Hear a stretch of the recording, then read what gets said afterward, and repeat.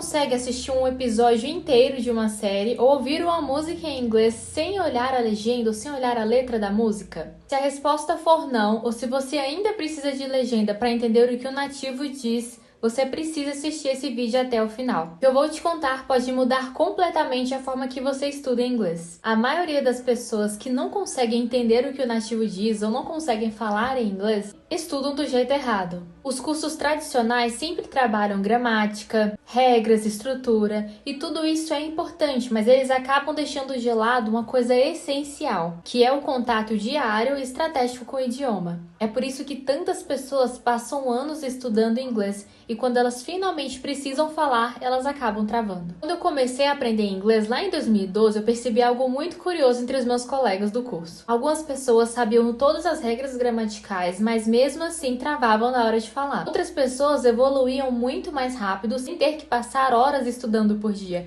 e eu fui uma dessas pessoas. Só que eu só entendi o porquê que eu consegui evoluir e falar bem depois de anos, quando eu comecei a estudar a neurociência da aprendizagem. O linguista Steven Krashen explica isso num conceito chamado Comprehensible Input. Ele afirma que para você entender e conseguir falar bem qualquer idioma, você precisa ter contato com ele diariamente. E não é só qualquer contato, você precisa fazer isso de uma forma que seja relevante e interessante para você também. Então não basta só assistir uma série em inglês ou ouvir uma música, você tem que associar essa prática a exercícios estratégicos que vão fazer você conseguir absorver aquele conteúdo de verdade. E foi exatamente por isso que eu criei o curso Rotina para a Fluência. Esse é um curso prático onde eu te ensino como usar séries e músicas da forma correta. Nele você vai ter um passo a passo do que você precisa fazer ao assistir uma série ou ouvir uma música em inglês para que você consiga absorver o idioma de verdade e não só entender o que o nativo diz, como também falar com outras pessoas com muito mais naturalidade.